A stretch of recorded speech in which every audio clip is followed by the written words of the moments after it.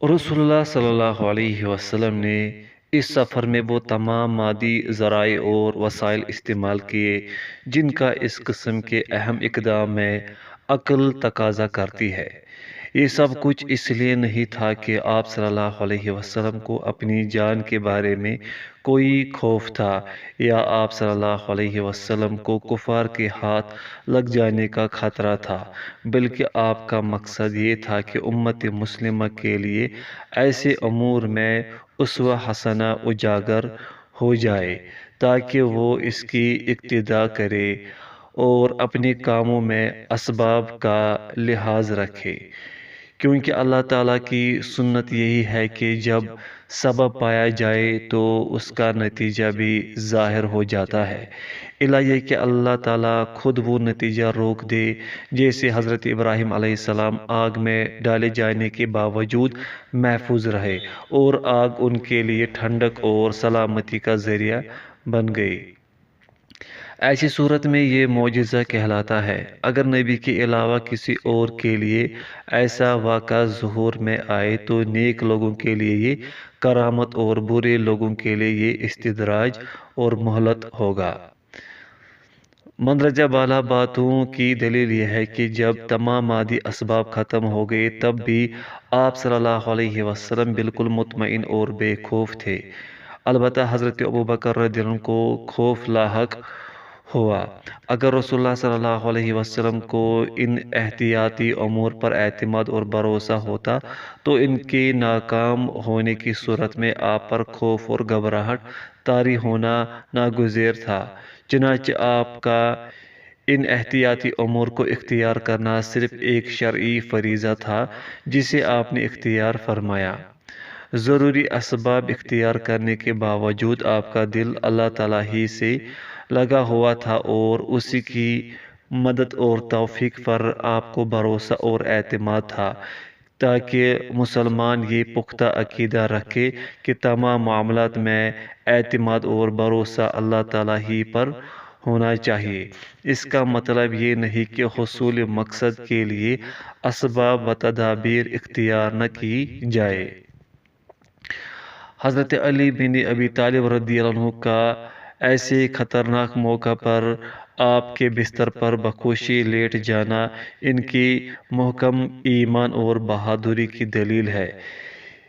اس سے ان کی عظیم الشان فضیلت بھی ظاہر ہوتی ہے۔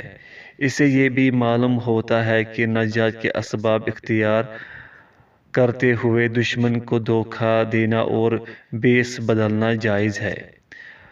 رسول اللہ صلی اللہ علیہ وسلم کی اس ہجرت کے دوران میں نوجوان صحابہ کرام رضی اللہ عنہم مثلاً حضرت علی رضی اللہ عنہ اور حضرت ابوبکر رضی اللہ عنہ کے بیٹوں نے جو کردار ادا کیا وہ مسلمان نوجوانوں کے لیے پیروی کا بہترین نمونہ ہے کہ وہ کم عمری کے باوجود نہایت عظیم خدمات سر انجام دے سکتے ہیں۔ اس سفر کے دوران میں جو معجزات اللہ تعالیٰ نے رسول اللہ صلی اللہ علیہ وسلم کے ہاتھوں صادر کروائے وہ آپ صلی اللہ علیہ وسلم کی عزت افزائی کے لیے تھے۔ ان معجزوں میں یہ اشارہ تھا کہ اللہ تعالیٰ بہرحال آپ کی مدد کرے گا اور جلد یا بدیر آپ کے لائے ہوئے دین کو روئے زمین پر نافذ کرے گا۔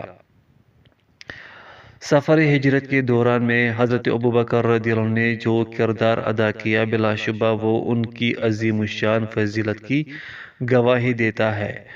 ان کے لیے یہی عزت و تکریم بس کافی ہے کہ ان کے اس کردار کا ذکر قرآن مجید میں بھی کیا گیا ہے، جس کی بنا پر وہ قیامت تک کے لیے زندہ جاوید ہو گئے۔ اللہ تعالیٰ فرماتے ہیں دو میں سے دوسرا جب وہ دونوں غار ثور میں تھے جب وہ اپنے ساتھی سے کہہ رہا تھا غم نہ کر بلا شبہ اللہ ہمارے ساتھ ہے۔ سورۃ توبہ۔ رسول اللہ صلی اللہ علیہ وسلم کا مدینہ میں داخل ہوتے وقت ابوبکر رضی اللہ عنہ کو اپنے پیچھے بٹھانا، حالانکہ دوسری سواری بھی موجود تھی، آپ صلی اللہ علیہ وسلم کی تواضع کی کامل دلیل ہے۔ آپ نے عامر بن فہیرہ اور عبداللہ بن ارقد کو اپنی برابر سمجھا، تبھی دوسری سواری انہیں مرحمت فرما دی۔ جب ہم یہ دیکھتے ہیں کہ حضرت ابو ایوب انصاری اور ان کی زوجہ محترمہ رضی اللہ عنہما رسول اللہ صلی اللہ علیہ وسلم کے آثار سے کس قدر تبرک حاصل کرتے ہیں، اور آپ صلی اللہ علیہ وسلم انہیں اسے منع بھی نہیں کرتے، تو ہم سمجھ جاتے ہیں کہ نبی اکرم صلی اللہ علیہ وسلم کی آثار سے تبرک حاصل کرنا عظیم سعادت ہے، بشرطے کہ وہ حقیقت میں موجود ہوں۔ فی الوقت رسول اللہ صلی اللہ علیہ وسلم کے آثار کا پایا جانا بہت مشکوک ہے۔ حضرت ابو ایوب انصاری رضی اللہ عنہ اور ان کی زوجہ محترمہ رضی اللہ عنہا کا طرز عمل اس زبردست جذبہ محبت و احترام کی دلیل ہے جو صحابہ کرام کے دلوں میں آپ صلی اللہ علیہ وسلم کے لیے موجزن تھا، اور یہ چیز رسول اللہ صلی اللہ علیہ وسلم کی حیات طیبہ کے تمام مواقع پر بڑی کثرت سے جلوہ نما نظر آتی ہے۔ رسول اللہ صلی اللہ علیہ وسلم کا لہسن استعمال نہ کرنا مزاج مبارک کی ایک خصوصیت ہے، ورنہ یہ مسلمانوں کے لیے حلال ہے، بشرطے کہ وہ اس کی بو زائل ہونے کے بعد مسجد میں آئے، اور اس کا طریقہ رسول اللہ صلی اللہ علیہ وسلم نے یہ بتلایا ہے کہ پکا کر اس کی بو ختم کرنے کے بعد اسے کھایا جائے۔ ملحوظہ ابن ابی شیبہ کی روایت سے حضرت ابن عباس رضی اللہ عنہما کا قول ہے کہ 40 سال کی عمر میں رسول اللہ صلی اللہ علیہ وسلم پر وحی نازل ہونا شروع ہوئی، پھر آپ صلی اللہ علیہ وسلم 13 سال مکہ مکرمہ میں اور 10 سال مدینہ منورہ میں قیام پذیر رہے۔ 63 سال کی عمر میں آپ صلی اللہ علیہ وسلم اللہ تعالیٰ کو پیارے ہوئے۔ معروف یہی ہے۔ ابن ابی شیبہ نے چند ایسی صحیح روایت بھی بیان کی ہے جو اس روایت سے جزوی طور پر مختلف ہیں۔ باب نمبر 6 اسلامی معاشرہ اور تشکیلی حکومت، مسجد نبوی کی تعمیر، مواخات، بھائی چارہ، میثاق مدینہ، متفرقات۔ مسجد نبوی کی تعمیر۔ جس جگہ رسول اللہ صلی اللہ علیہ وسلم کی اونٹنی بیٹھی تھی وہاں مسلمان نماز پڑھا کرتے تھے۔ یہ جگہ بنو نجار کے 2 یتیم بچوں سہل اور سہیل کی ملکیت تھی۔ اسے پہلے یہ جگہ کھجوریں سکھانے کا میدان تھی۔ یہ دونوں بچے حضرت اسد بن زرارہ رضی اللہ عنہ کی نگرانی میں پرورش پا رہے تھے۔ جب آپ صلی اللہ علیہ وسلم کی اونٹنی اس جگہ بیٹھی تو آپ نے فرمایا انشاءاللہ یہ جگہ ہمارا ٹھکانہ بنے گی۔ پھر رسول اللہ صلی اللہ علیہ وسلم نے ان دونوں بچوں کو بلایا اور اس جگہ مسجد بنانے کے لیے ان سے سودا کرنا چاہا۔ حاشیہ حافظ ابن حجر رحمہ اللہ نے لکھا، ابن عیینہ کی روایت میں ہے کہ آپ نے ان کے چاچا سے بات کی جس کی نگرانی میں وہ پرورش پا رہے تھے کہ یہ جگہ ان سے خریدی جائے۔ چاچا نے ان سے پوچھا تو وہ کہنے لگے چاچا آپ اس جگہ کو کیا کریں گے؟ اس لیے چاچا کو مجبوراً صحیح بات بتانی پڑی۔ فتح الباری وغیرہ۔ حاشیہ مکمل ہوا۔ انہوں نے عرض کی اللہ کے رسول ہم یہ جگہ آپ کے لیے ہبہ کرتے ہیں، لیکن آپ صلی اللہ علیہ وسلم نے اسے بطور ہبہ لینا مناسب نہ سمجھا، پھر قیمت طے کی اور جگہ خرید لی، بعد ازاں یہاں مسجد کی بنیاد رکھی۔ صحیح بخاری کی ایک دوسری روایت میں یہ بتایا گیا ہے کہ آپ صلی اللہ علیہ وسلم نے مسجد بنانے کا فیصلہ کیا تو بنو نجار کے سرداروں کو پیغام بھیجا، وہ حاضر ہو گئے تو آپ صلی اللہ علیہ وسلم نے فرمایا بنو نجار مجھ سے اس احاطے کی قیمت طے کر لو۔ وہ کہنے لگے نہیں اللہ کی قسم ہم تو اس کی قیمت اللہ تعالیٰ سے لیں گے۔ صحیح بخاری۔ حافظ ابن حجر رحمہ اللہ نے لکھا، جو لوگ مالک کے علاوہ کسی اور کے سودا کرنے کو جائز سمجھتے ہیں وہ اس واقعے سے استدلال کرتے ہیں کیونکہ سودا ان لڑکوں کے بجائے سرداروں سے طے پایا، لیکن کہا جا سکتا ہے کہ ممکن ہے بنو نجر کے سرداروں کے ساتھ 2 بچے بھی آئے ہوں کیونکہ وہ انہی میں سے تھے۔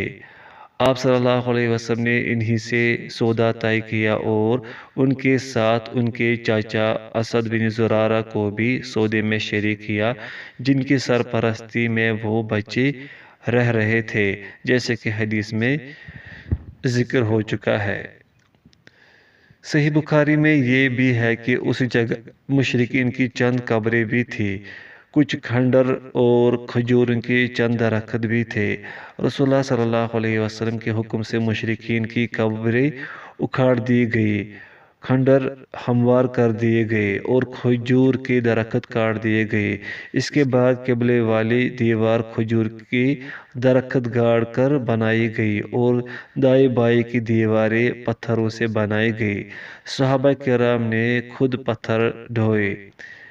رسول اللہ صلی اللہ علیہ وسلم بھی ان کے ساتھ اینٹیں اٹھاتے تھے اور ساتھ ساتھ یہ اشعار پڑھتے جاتے تھے، یہ بوجھ جو ہم اٹھا رہے ہیں خیبر کی کھجوروں کا بوجھ نہیں، بلکہ یہ تو اے ہمارے رب نیک ترین اور پاکیزہ ترین کام ہے۔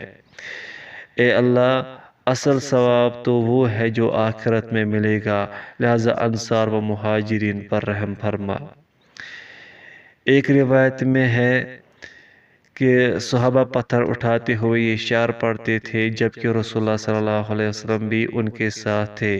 اے اللہ، آخرت کی خیر و بلائی کے سوا کوئی خیر کامل نہیں، لہذا انصار و مہاجرین کی مدد فرما۔ مسلمانوں میں سے ایک کہنے والے نے یوں کہا، اگر ہم فارغ بیٹھے رہے اور نبی کریم صلی اللہ علیہ وسلم کام کرتے رہے تو یہ یقیناً بہت غلط کام ہوگا۔ حاشیہ، یہ روایت ابن حجر رحمہ اللہ نے بیان کی اور مجموعہ بن یزید کی سند سے اس شعر کو زبیر رضی اللہ عنہ سے منسوب کیا۔ حاشیہ مکمل ہوا۔ حضرت علی بن ابی طالب رضی اللہ عنہ نے فرمایا، یقیناً جو شخص مسجدیں تعمیر کرتا اور ان میں کھڑا یا بیٹھا مسلسل عبادت میں مصروف رہتا ہے، اور جو شخص مٹی سے بچنے کی کوشش کرتا ہے یعنی تعمیر میں بھی حصہ نہیں لیتا اور عبادت بھی نہیں کرتا، یہ دونوں برابر نہیں ہو سکتے۔ حاشیہ، ان اشعار کو ابن حجر رحمہ اللہ نے ام المومنین ام سلمہ رضی اللہ عنہا کی سند سے بیان کیا ہے۔ رسول اللہ صلی اللہ علیہ وسلم ہر شخص سے وہی کام لیتے تھے جس میں وہ ماہر ہوتا تھا۔ حضرت طلق بن علی حنفی یمامی رضی اللہ عنہ کہتے ہیں، رسول اللہ صلی اللہ علیہ وسلم مسجد کی تعمیر میں مصروف صحابہ رضی اللہ عنہم سے فرماتے تھے، اس یمامی کو مٹی کے قریب کرو، یہ اپنے پاؤں سے خوب اچھی طرح مٹی کو گوندتا ہے۔ ایک روایت میں ہے، میں نے بیلچہ پڑا اور مٹی کو اچھی طرح نرم کر دیا، شاید وہ آپ کو بہت پسند آئی۔ تبھی آپ صلی اللہ علیہ وسلم نے فرمایا، مٹی تیار کرنے کی ذمہ داری اسی حنفی پر رہنے دو، یہ تم سب سے زیادہ اچھی مٹی تیار کرتا ہے۔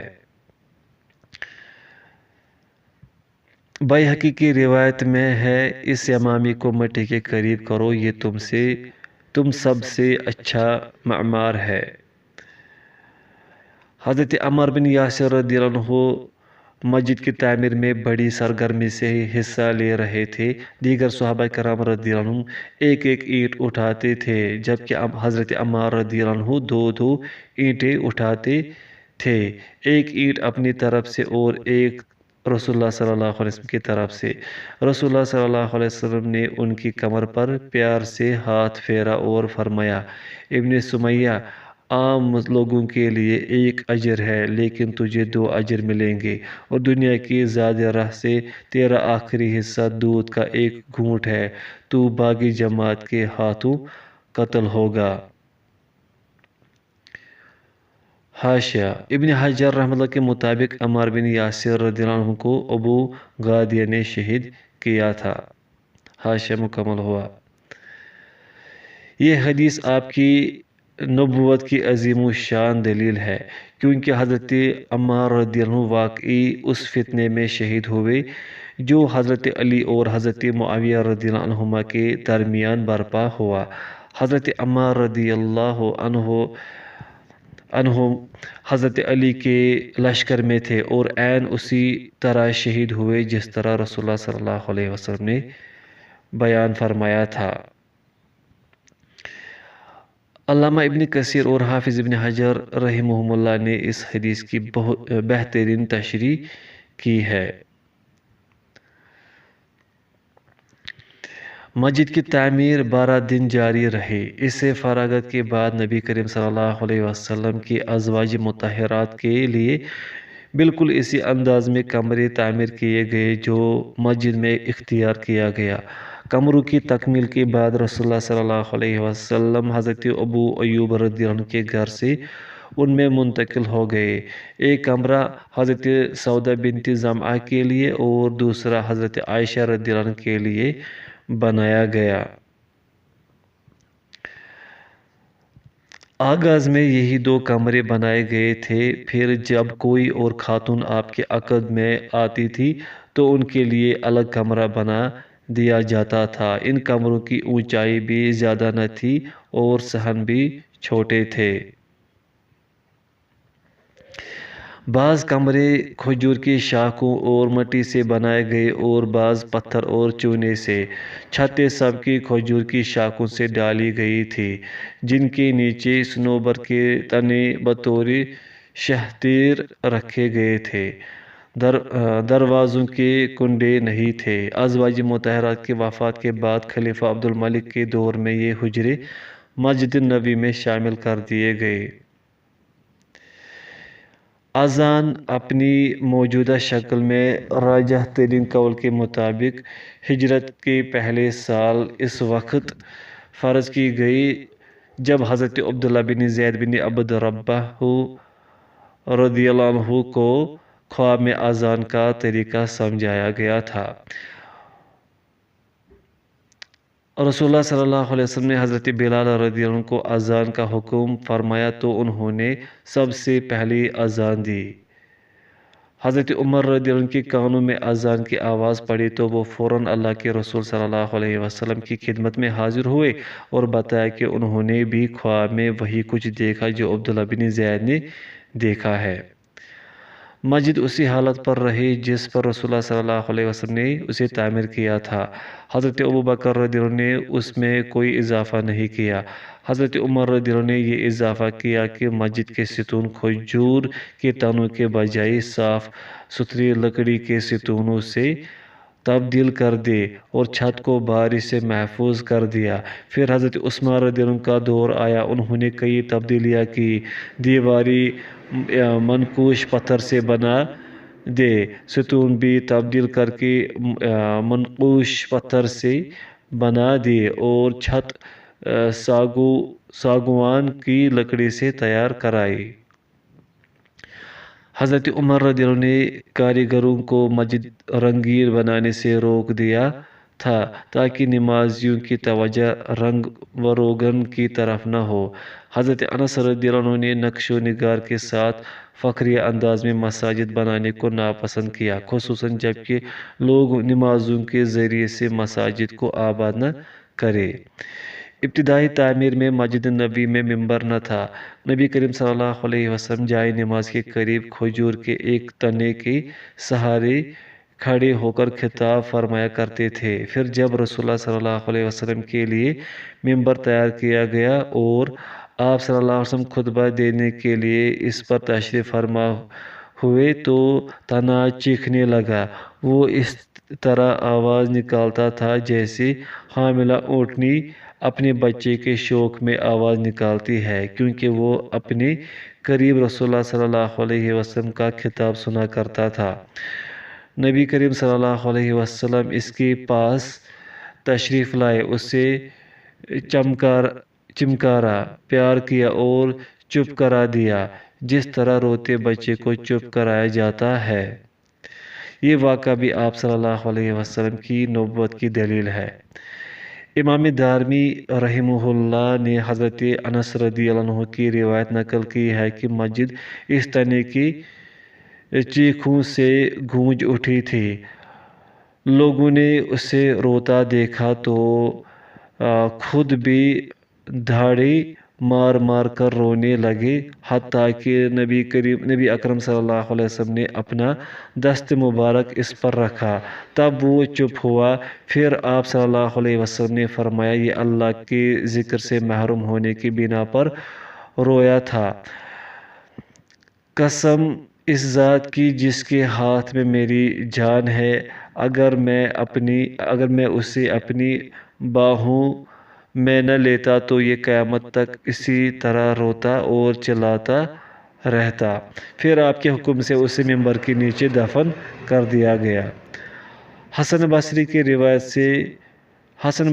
روایت ہے کہ حضرت انس رضی اللہ عنہ یہ حدیث بیان کرنے کے بعد آپ دیدہ ہو گئے اور فرمایا، مسلمانوں، بے جان لکڑی رسول اللہ صلی اللہ علیہ وسلم کے شوق میں رو رہی ہے، تو وہ لوگ جو آپ صلی اللہ علیہ وسلم سے ملاقات کی متمنی ہیں، کیوں نہ آپ سے جذب و شوق رکھے۔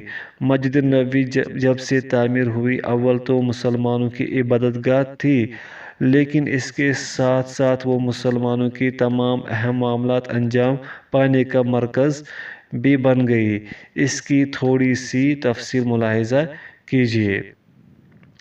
کمزور، فقیر اور غیر شادی شدہ مہاجرین جو اپنے لیے جداگانہ گھر بنانے کی استطاعت نہیں رکھتے تھے، ان کی پناہ گاہ بھی مسجد تھی۔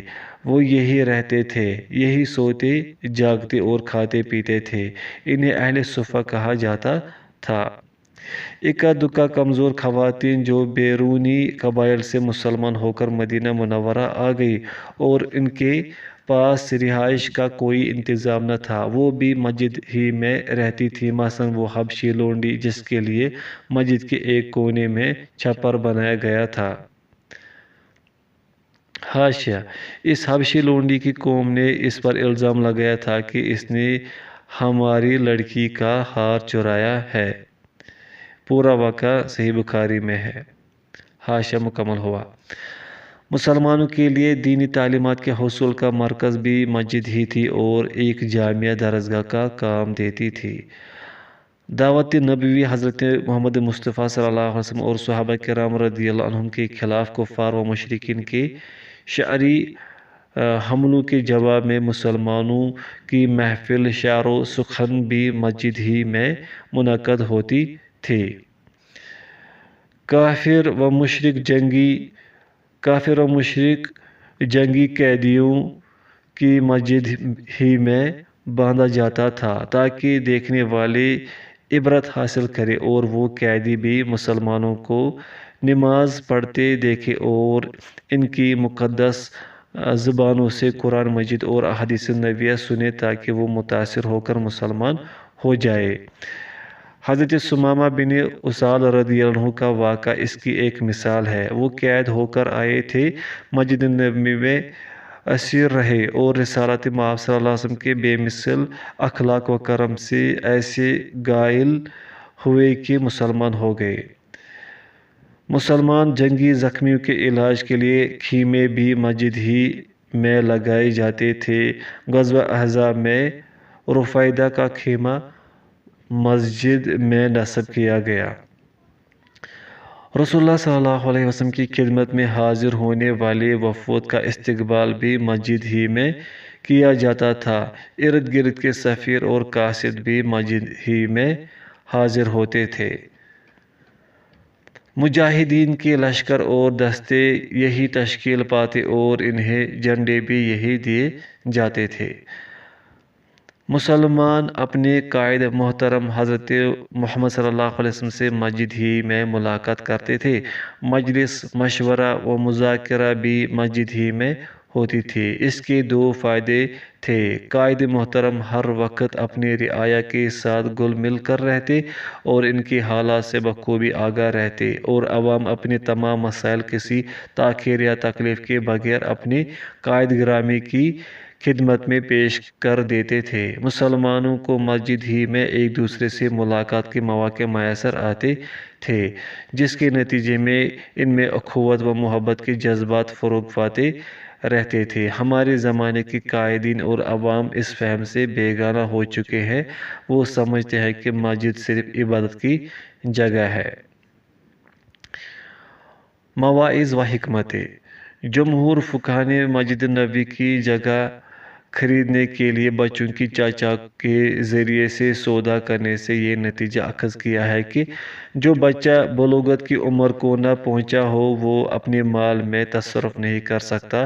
ان کے پاس قرآن مجید کی بھی ایک دلیل ہے۔ ترجمہ: اور تم یتیم کے مال کے قریب نہ پھٹکو مگر بہترین طریقے سے حتیٰ کہ وہ بالغ ہو جائے۔ سورۃ الانعام۔ جس حدیث سے یہ معلوم ہوتا ہے کہ جگہ کا سودا رسول اللہ صلی اللہ علیہ وسلم اور بچوں کے درمیان براہ راست طے پایا، اس کی یہ توجہ کی جا سکتی ہے کہ یہ صرف آپ صلی اللہ علیہ وسلم ہی کا خاصہ ہے، کیونکہ آپ سب مومنین کے ولی تھے اور ان کے لیے بھلائی کے خواہاں رہتے تھے۔ اسی لحاظ سے آپ صلی اللہ علیہ وسلم نے یہ سودا فرمایا۔ اس حدیث سے احناف کا یہ استدلال درست نہیں کہ نابالغ کا تصرف درست ہے، کیونکہ یہ آیت کریمہ ابن عیینہ کی روایت کو اس روایت پر ترجیح دے رہی ہے۔ اس مسئلے کے بارے میں علماء کے مزید اقوال بھی ہیں۔ جو تصرفات یتیم کے فائدے میں ہو وہ درست ہے، مثلاً کوئی ہبہ قبول کرنا۔ جو تصرفات اس کے نقصان میں ہو وہ درست نہیں، مثلاً کسی دوسرے کو ہبہ کرنا۔ جو تصرفات نفع اور نقصان دونوں کا احتمال رکھتے ہوں وہ ولی یا وصی کی اجازت پر موقوف ہیں۔ مسجد کی تعمیر کے وقت مشرکین کی قبریں اکھاڑنے والی حدیث کی تشریح کرتے ہوئے حافظ ابن حجر رحمہ اللہ نے کہا، اس حدیث میں دلیل ہے کہ اگر قبرستان کسی کی مملوکہ زمین میں ہو تب بھی وہ زمین بیچی جا سکتی ہے اور اسے ہبہ بھی کیا جا سکتا ہے۔ اگر قبریں مٹ چکی ہوں اور وہ قابل احترام بھی نہ ہو تو انہیں اکھاڑ کر ہڈیاں باہر نکالی جا سکتی ہیں، اور جب ہڈیاں نکال دی جائے تو اس جگہ نماز پڑھی جا سکتی ہے اور ایسی جگہ مسجد بھی بنائی جا سکتی ہے۔ اس حدیث سے یہ بھی معلوم ہوتا ہے کہ جس زمین میں فوت شدگان کو دفن کیا گیا ہو اور ان کی قبریں مٹ چکی ہو اس کی فروخت جائز ہے۔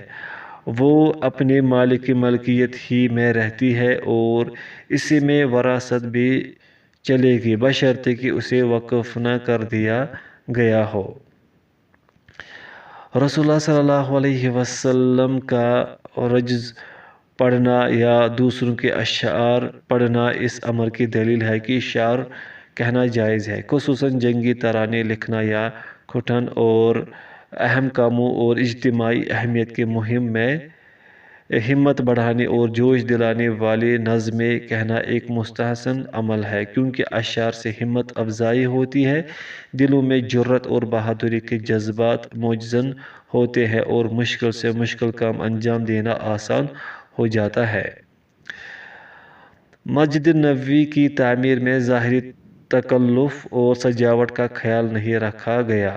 حضرت عمر بن خطاب رضی اللہ عنہ نے تو صراحت سے کہا تھا، لوگوں کو بارشوں سے محفوظ کرو، سرخ و زرد رنگ لگانے سے پرہیز کرو، ایسا نہ ہو کہ لوگوں کو نماز سے غافل کر دو۔ لہٰذا عام اہل علم نے اس سے استدلال کرتے ہوئے مساجد میں نقش و نگاری اور ضرورت سے زیادہ تزئین و آرائش کو مکروہ سمجھا ہے، بلکہ بعض علماء نے تو حرمت کا فتویٰ بھی دیا ہے۔ علماء میں اختلاف ہے کہ کیا مسجد کے قبلے والی دیوار پر کوئی قرآنی آیت لکھی جا سکتی ہے اور کیا یہ عمل ممنوع نقش و نگاری کے ذیل میں تو نہیں آتا؟